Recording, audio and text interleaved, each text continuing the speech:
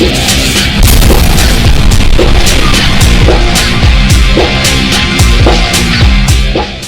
guys, welcome to the video, welcome to Microsoft Flight Simulator 2020, and welcome to this tutorial. And what we're going to have a look at in this tutorial is the basics of setting up the flight management system from sort of the start to the point where we're just about to take off in Microsoft Flight Simulator. It's the PMDG 737. Now what I will add is that, and we'll mention it as we go through, but the vast majority of what I'm going to discuss is applicable in any 737, with the exception of the 737-200. So the 737-200 is one of the very early. There was a 737-100, but the 200 had like cigar tubes as engine pods either side underneath the wings, and then you get the bigger sort of CFM ones that you now recognise these days. And the 300, 400, 500 were the what's now known as the classics. And they were the first ones with the Smith's flight management system in. And then obviously you've got the 6, 7, 8 and 900s, which are the next generation. And then of course after that we've got the Maxes. But I don't know anything about the Maxes and the flight management system in that. So we're not going to look at that. But as I say, what we're going to do is we're going to have an absolutely low level look at setting up the flight management system, what you need to set it up with, how you set it up, and to be ready for flight. And we're going to do it using the most basic tools. There's a lot of stuff out there that you can get to help you, but we're going to do it with the absolute bare bone basics tools. Now I've had a go at seeing if you can use the built-in flight planning software with the system, and it doesn't really work. It's a bit clunky. It doesn't provide the 737 with enough information to enable it to do what you need it to do. And at the end of the day, we are doing this at a slightly higher level than, you know, when we first start out. So this is, if you like, your basics for getting stuff set up in terms of the flight management system for a complex aircraft, but doing it at the lowest tier of that, or at least that's the way I'm thinking of it. So as I say, we're going to be using the 737 today. Now what you do need is a couple of tools or a couple of things. The first thing you need is SimBrief. So SimBrief homepage. Is that going to get to us? No, we're on the dashboard, stuck on the dashboard. So this is a piece of flight planning software which integrates with, I would say, the vast majority of complex add-ons these days in one way, shape or another. And basically, as you can see, you have to register with it. It's free, you don't have to pay anything. But it's absolutely invaluable these days if you're going to do any sort of airline flying or GA with complex aircraft. You know, if you're just hopping over some hedges, not necessarily the key. But with this, as I say, this is the most important thing, really. And from the dashboard, really, this is the start of it all. There are other tools. So, for example, there's SkyVector. SkyVector is completely free, but it does take a little bit of knowledge on your part in terms of routings, in terms of how to use this. Now, this is basically how a professional chart would appear. Obviously not that user-friendly for an average person. You know, to be fair, this is a hobby. We want to do it without too much stress. For some people, myself included, actually sometimes this is just super fun. But as I say, this is free. This is free, but not as useful. And then we need a couple of things. So when we plan our route, there are stages, if you like, in a route. So you've obviously got the bit on the airfield to start with. You've then got your departure. Following your departure, you've got your cruise. Then you've got your arrival at the other end where you descend, and then your approach, and you hopefully land without wrecking everything.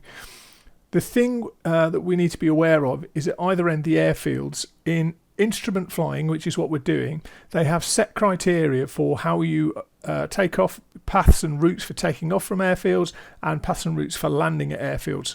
And they're known as STARS and SIDS. So SIDS is standard instrument departures, and STARS are standard arrivals. So we'll have a look at those, but we'll need to be mindful of that. And that's one of the things that this doesn't necessarily, it does sometimes if you put in the right sort of positions, it will suggest a SID or a STAR for you, but SimBrief does it all fine. Now, SimBrief, there's a lot to it. It looks very complicated. Really, it's just 4 boxes of information and then click compute.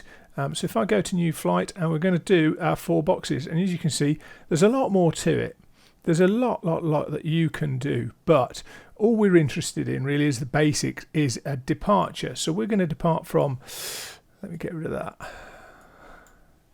We're going to depart from Gatwick, which is EGKK. Now, in terms of airports around the world, they all have a 4-letter ICAO or ICAO identifier. It's not the 3-letter one, so you might see LHR for London Heathrow on your luggage. No, we're looking for the 4-letter one. And they're based by areas, country, etc. So once you're familiar with it, so for example, EG is obviously the UK, EI is Ireland, and so on and so forth. So you do get familiar with them. But we'll have a quick look at one of the elements up here in a moment. And then you want your arrival, which in this case is going to be EGNX, East Midlands. So we're going to fly from Gatwick to East Midlands. Now, I haven't got a map. You know, this is no use for planning, but what it will do is tell us a little bit about what's going on. Now, it needs to figure out how high we're going to fly, so we need to put an aircraft type in, and in this case, we're putting in the PMDG 737. So all I need to do is find 737-800, because that's the model we're flying. It will then come up with a list of possible aircraft for me to fly. Now, because I've got the PMDG on, it automatically comes up with the PMDG options.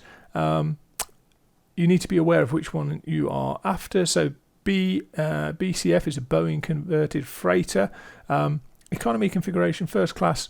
I don't know what the special freighter is, but I'm going to go down here to the PMDG passenger base weight. So doesn't really matter which one you choose if you're just doing a chill flight. Obviously, if you're trying to replicate a particular airline or a particular service, if you go on the SimBrief forums, you know, you can get the packages that you can install into SimBrief. And again, most of them are free. I've not come across a paid one, to be honest. But we fill their 4 boxes. Next, we're going to do generate flight. But before we do so, there's 1 or 2 things that we need to check. The first thing we need to check is the fuel units. Really important, because you don't want to be filling your fuel with the wrong units, otherwise you'll potentially run out.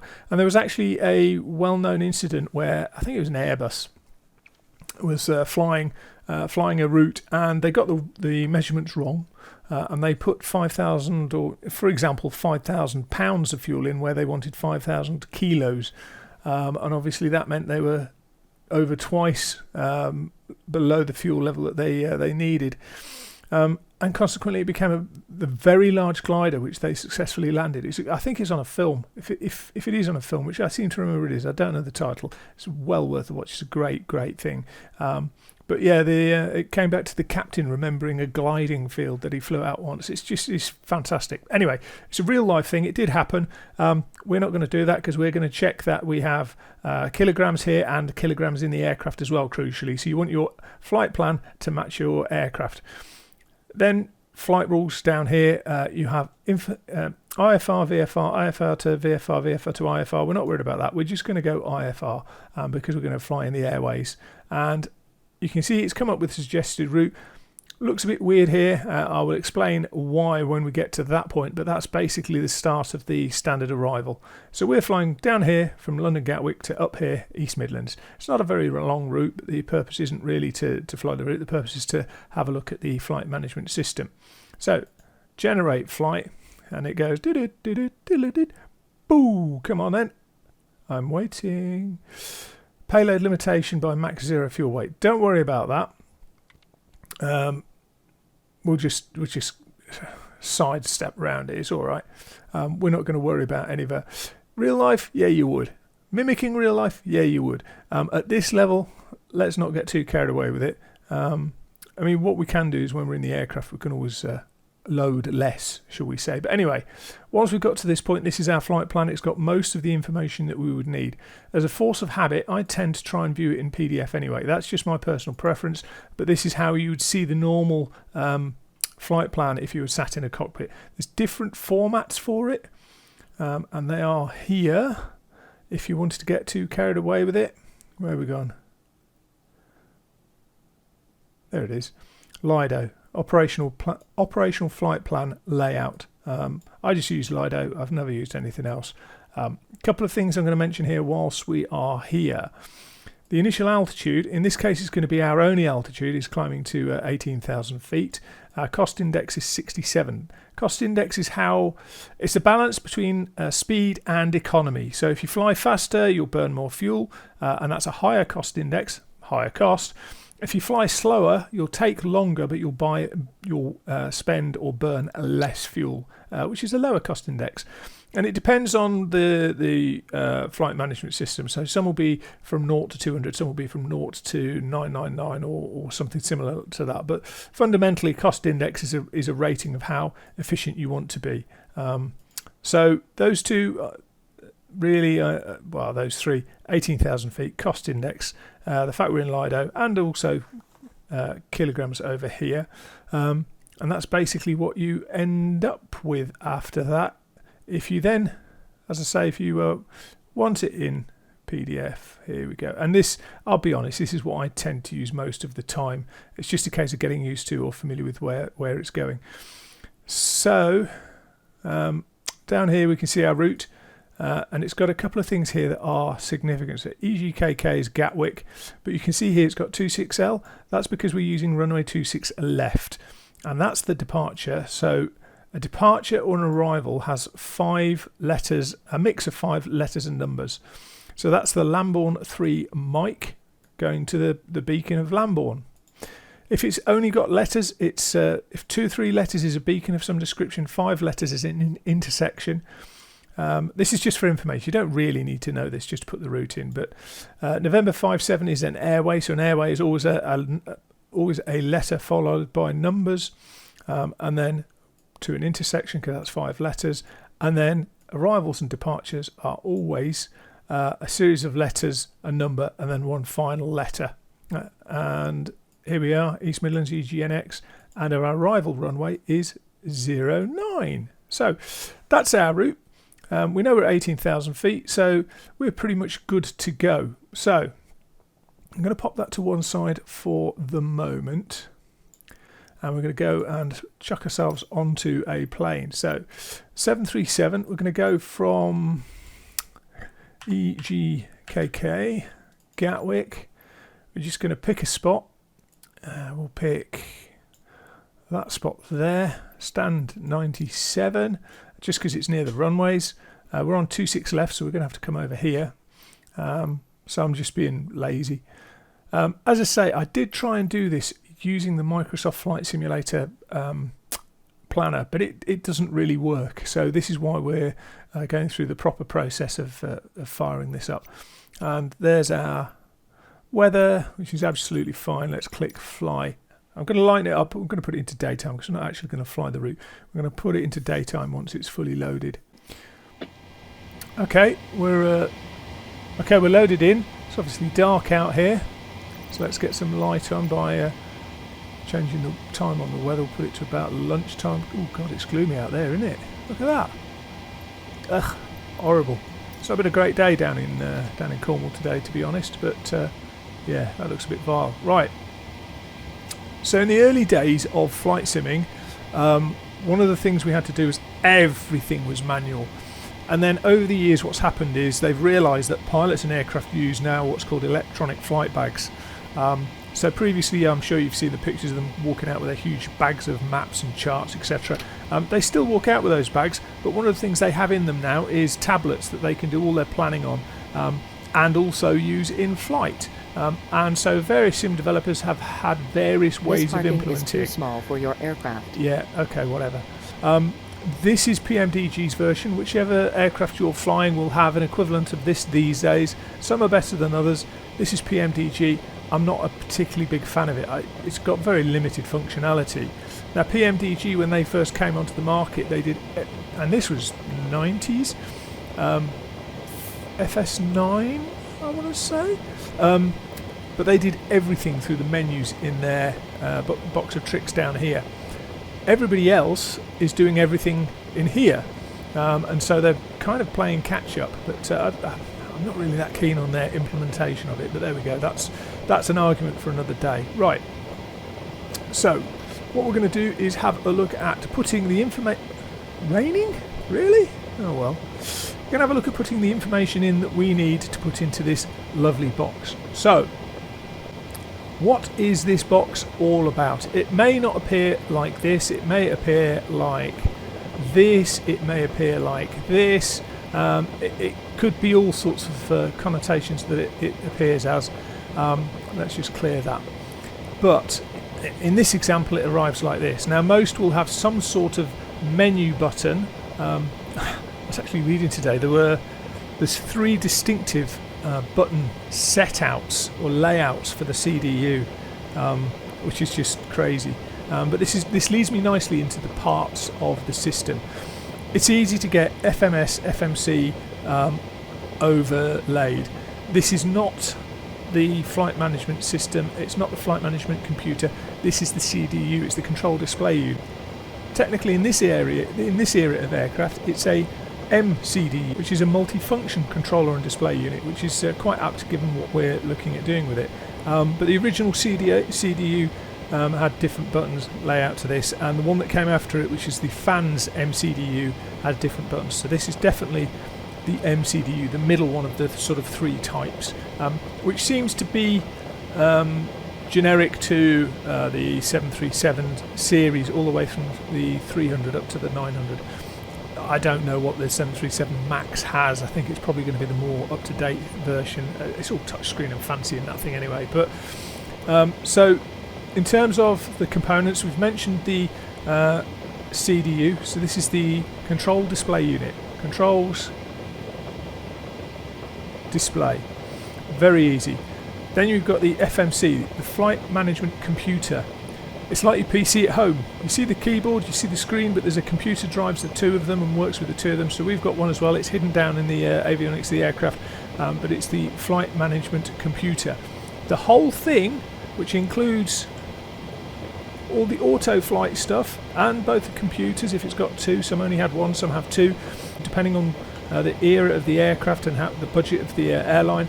So you did have retrofitted CDUs in the 737-200, for example, but generically this is the most common one. It was seen on all the way through from the 300 to the 900, to the best of my knowledge. Now what I would say is also with this thing, it's like your computer at home. It has so many software updates that it's just madness. But as I say, technically this is an MCDU or a CDU. The flight management computer we never see, but it's linked to the controls and the display, and the flight management system as a whole is everything in one package. But there we go. I will probably get it wrong. I will say this is an FMC, MFS, DSS. I'll get it wrong. But that's basically the lie of the land for that. In terms of parts, there's a couple of things I will mention. So these buttons down the left and the right have a specific name. They're called line select keys. So as the name suggests, they will select whatever is on the line that's adjacent to them. There's 6 on the left, 6 on the right. You may also find them referred to as LSK in instructions for stuff, as in line select key. And then down here, these are, if you like, our function keys, best way of describing them. And then we've got our alphanumeric, so alpha and numeric keys down here. Now, we'll say that obviously one of the things that will be specific to the simulator and the package you're running on it will be things like how you load fuel, etc. I'm not going to go into this because this is more advanced than what I want to look at in this video. And then obviously you've got the PMDG setup. You can set up the state that it loads up in and the aircraft details, etc. Again, too much information. Really what we're looking at is trying to pare it down to the bare bones basics.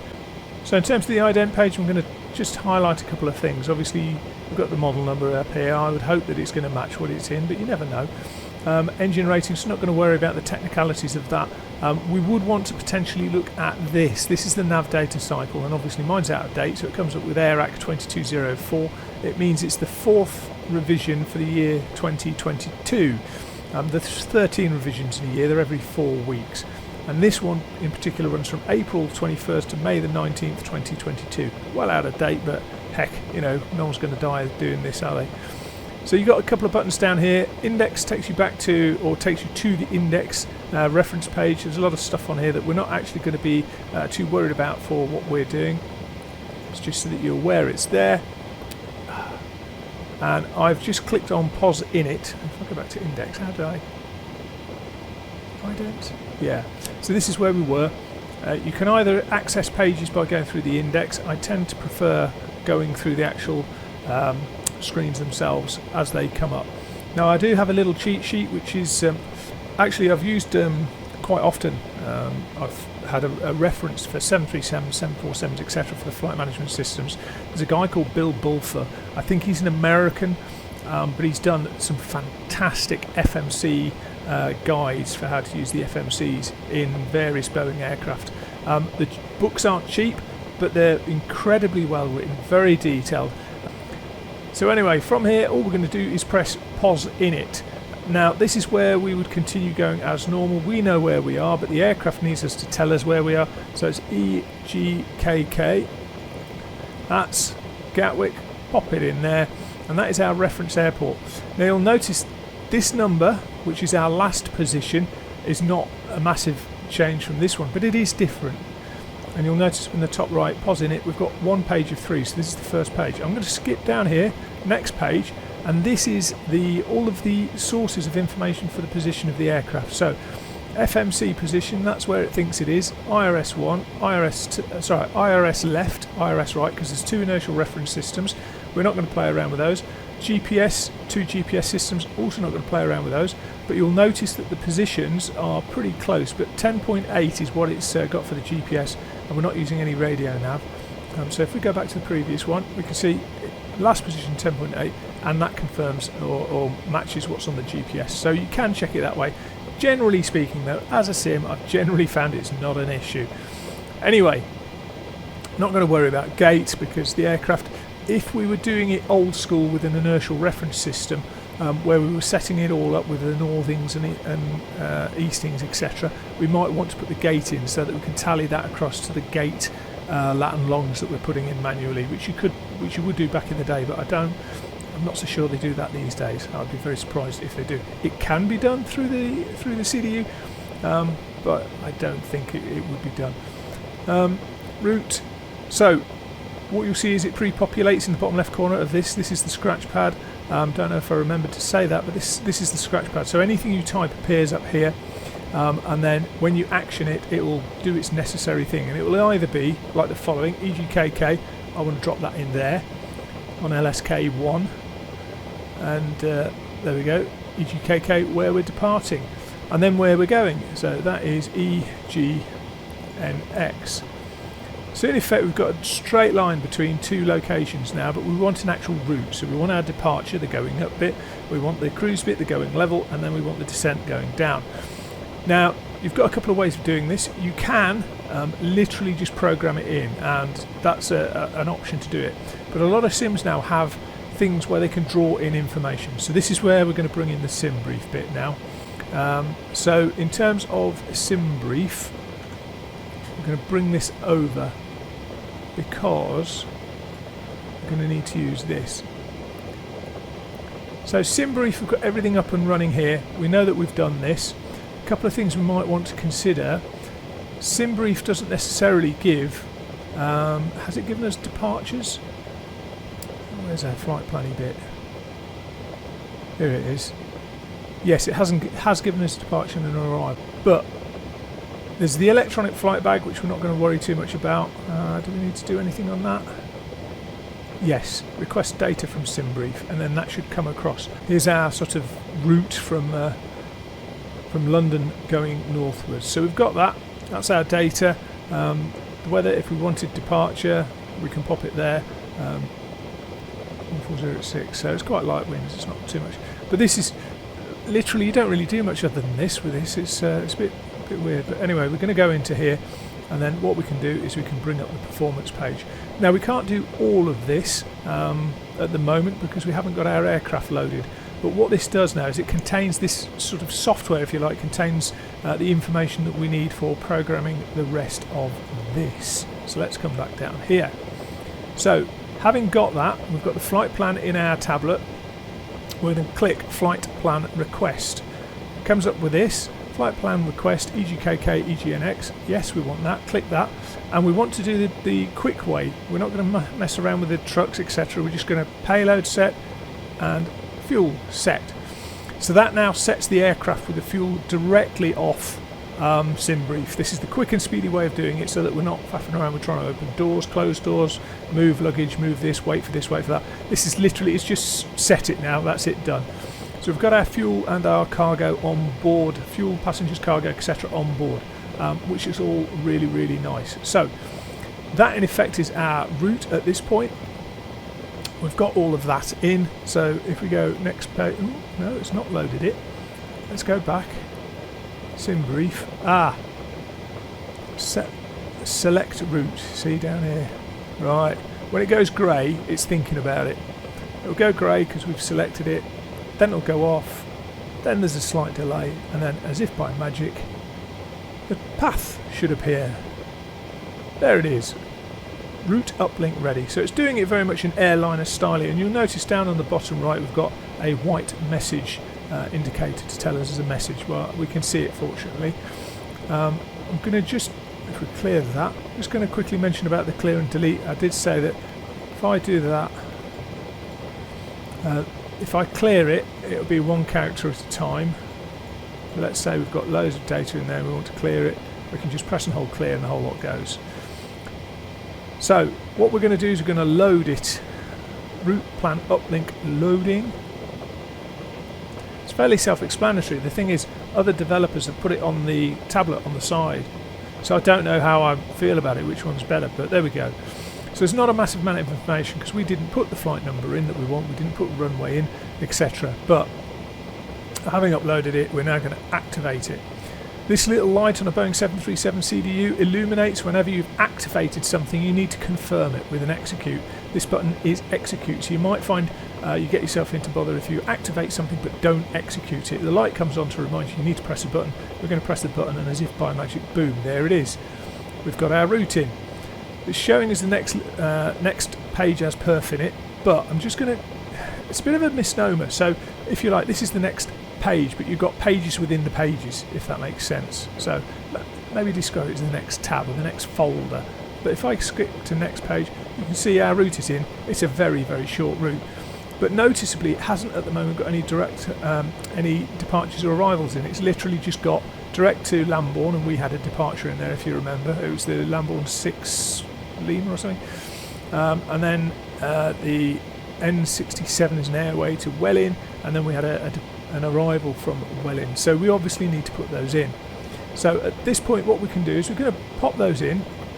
We're going to go to departures. So EGKK, EGNX, obviously you can depart and return to EGKK, but you can only arrive at EGNX. So in the departure, so it's kind of context specific. You'll see there's 9 pages there at the moment, but we're going to go off 26 left from our flight plan. So just click 26 left. You can see now we've only got 4 pages. In essence, what it's done is these are now only options available from runway 26 left. Now what I would say is if you find that you've got an issue, i.e. you've done your SimBrief and it comes up with a waypoint or a departure that's not doesn't match what's in the system, the way these are set up is they're set up with the name. So this is the dagger.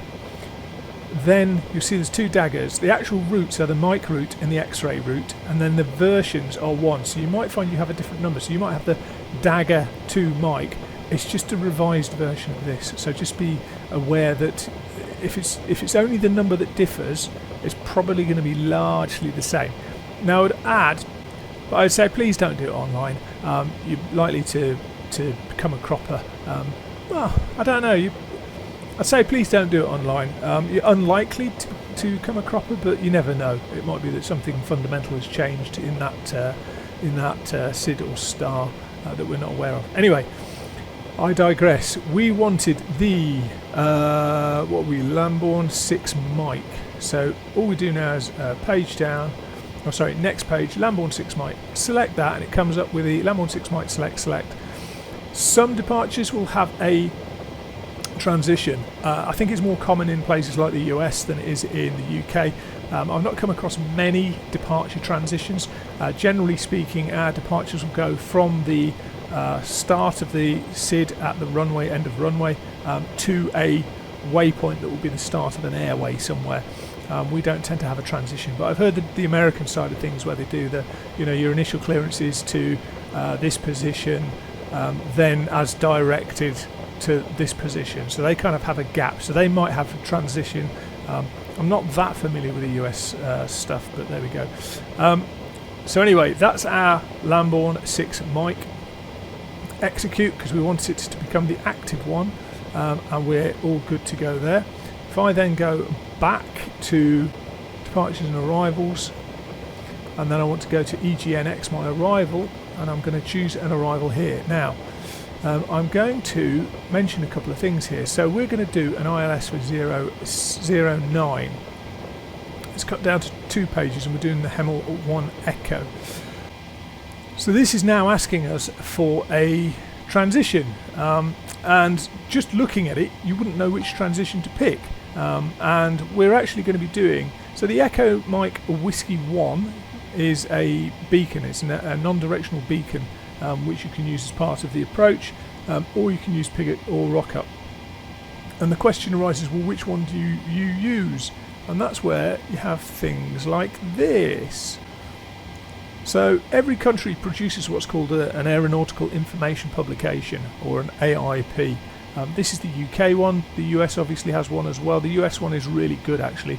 So you'd find your airfield, in this case KSAN, San Diego, and then you choose whichever approach it is. So this star, COMEX 2, there you go. Happy days. All free, really good setup. Do like the American way of doing things. Instead, we have the most awkward system in the UK, but we are going to use it to demonstrate it. So this is the current AIP, or Aeronautical Information Publication. It's all free, so it's worth using it and becoming familiar with it. Even though I use Navigraph, which is a paid-for service, which basically is there's big companies that provide the paper copies, or the copies for airlines. So there's Jeppesen is the one that I was familiar with from when I did my instrument rating. So the JEPs, as they were known. This is the official stuff that the JEPs are taken from, but the JEPs split, and it's apparent in Navigraph, but the Jeppesen charts split an element of the approach into East Midlands. So let's just have a quick look. So all we're interested in as a baby airline pilot is aerodromes, down at the bottom, and then we're going to go to East Midlands, and then we're going to go down to the second last bit on there where it says charts related to an aerodrome, and it brings up this list of charts, which is just a list of what we've got. But if you remember, what we've got here is we know that we're on the Hemel 1 Echo. So let's go to the Hemel 1 Echo. Find the Hemel 1 Echo. I did have it up earlier. Hemel 1 Echo. Ping that, and this is our arrival. This takes us up to Pigott. So this point here, it looks a bit like it just goes into a racetrack. It doesn't. That's a hold that's overlying the top. So it actually comes up, goes well in, Velag, up duck, Pigott. This is part of the route that I flew on my instrument rating, my exam route. So yeah, up to Pigott, where if you haven't got any instructions to continue any further, you just hold at Pigott. But Pigott is the point that we're going to go on from. At this point, we need to know how we're going to get to our approach. Now we know our approach is 09. So what we're going to do is we're going to go back into there, and we're going to look for our instrument approach to 09. Is this? Did I? Now this is via Pigott Rock Up. You can have it, the instrument approach ILS DME 09. So this is what Navigraph throws you, their version of this, and it's like, well, how do I get from A to B? It's absolutely fine. But what you want to do is join the dots. So in this case, we know that the system is asking us, do we go via Rock Up Pigott or Echo Mike Whiskey 1? We've got something here that says 09 without radar control via Rock Up Pigott Rock Up. So we're going to choose that and go boom. And that's the one that we would need to do. So this is Pigott, and from Pigott you can see it comes around, and then it kind of deviates from the hold, comes down here, and then comes in that way. So if you were unsure, you can go to the Aeronautical Information Publications and find out that it is Pigott that we want. It's asking us to execute it. Let's execute it. And that is now our route in. So We'll discuss how to check it in a moment, but that is basically the route in. So there is a discontinuity in there. We will go through how to clear that in a bit. So moving on, what we've now got is performance initialization. So perf init, we click across and we're going to need to fill in all these boxes. You need the information to fill those boxes in, and the information is here, but this kind of does it for you. So in terms of the airfield, we're Gatwick. We're now going to go off 26 left. Tells you all the information about it. You can import it from flight plan instead. It won't change because it's exactly as it is. Aircraft, you can import it from the flight plan or from the aircraft. I'm going to import it from the aircraft for performance because the aircraft has physically what it's got on board. It may differ from the OFP, the operational flight plan, so I'm going to import from aircraft, and these are the figures that we're going to need. And then I'm going to import weather, which in my case is sim weather, and it will tell you there the details there. Ooh, quite low pressure actually, 992. From there, all we do is go down here, click calculate. Now, as I say, this tablet is different between different add-ons and different aircraft, but it will be roughly the same. There will be some way of gathering data from SimBrief and ultimately some way of chucking it back at the aircraft. But this now gives us our flaps, V1, VR, V2, speeds, etc. All of the information, our weight, etc. This is going to be important for putting all of this in here. So here you see we've got performance initialization request. And this is going to populate all of this. So I'm going to click that. It goes grey because it's making its request. Then we're going to wait for something to come back. We're going to wait for something to come back. Going to wait for something to come back. There we go. Performance initialize uplink ready. We're going to load it. And then it's got the information in there. It wants us to confirm it. Execute. Boom. Done it. There we go. N1 limit. This is, so the N1 limit page, this is all about, you're going to ignore that, it's not actually flying the route. This is all about the performance of the aircraft that you're requesting.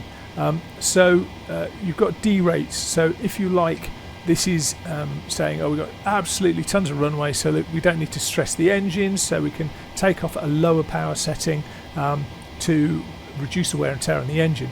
It's a simulator. I'm not going to break it. If I do, I just reload the machine, so I just always leave it on takeoff. But you can, if you want to, go down the route of derating, and 26,000 pounds of thrust in engine 24 or 22. Again, you can derate the climb. So you've got the normal climb, which is what we've got. Climb 1, climb 2, and then finally we've got the takeoff page. Where you set up for takeoff. Now for me, I tend to use a default flaps 5 unless it's a very short runway. C of G is, so what they used to do, PMDG, is they used to have it so that all of this you just clicked and clicked once, it came up down here, and then clicked again, but this is the only one that seems to be left. And then we've got all our speeds on the tablet, so hopefully if I go click, click, click, it brings up our speeds. And there we go, we're good to go.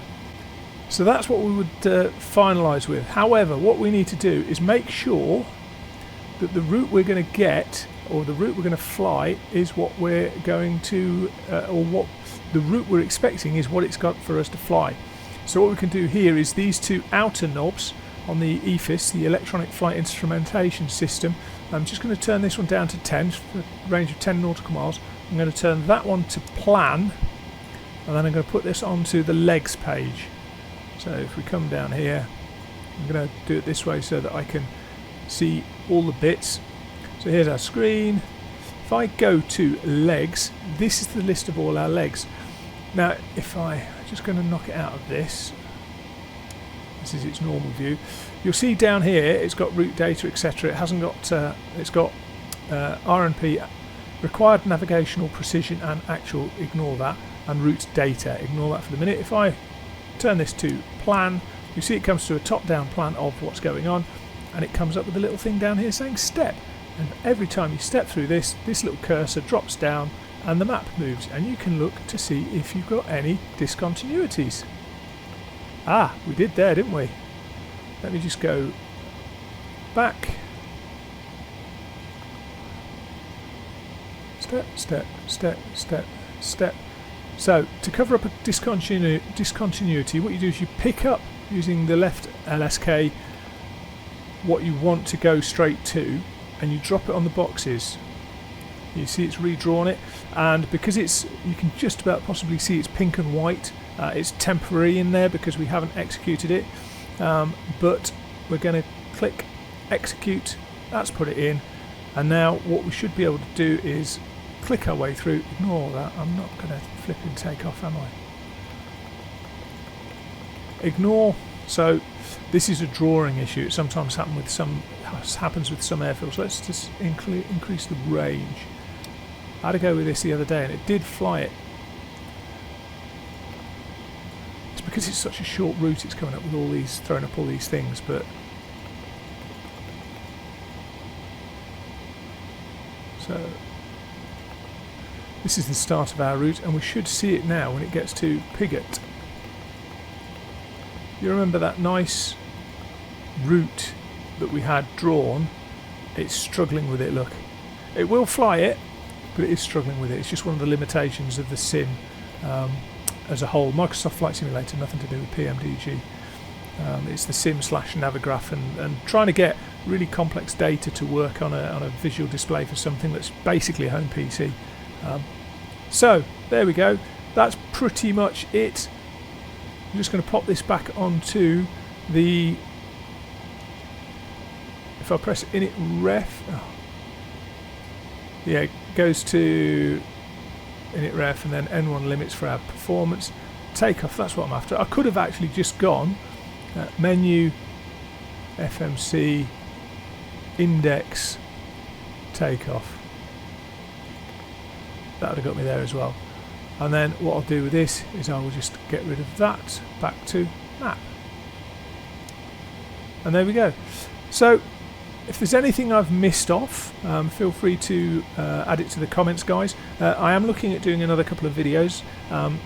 Certainly I'm going to look at doing one with some of the more advanced techniques, and possibly, well, what I might do is look at a flight with the system start to finish.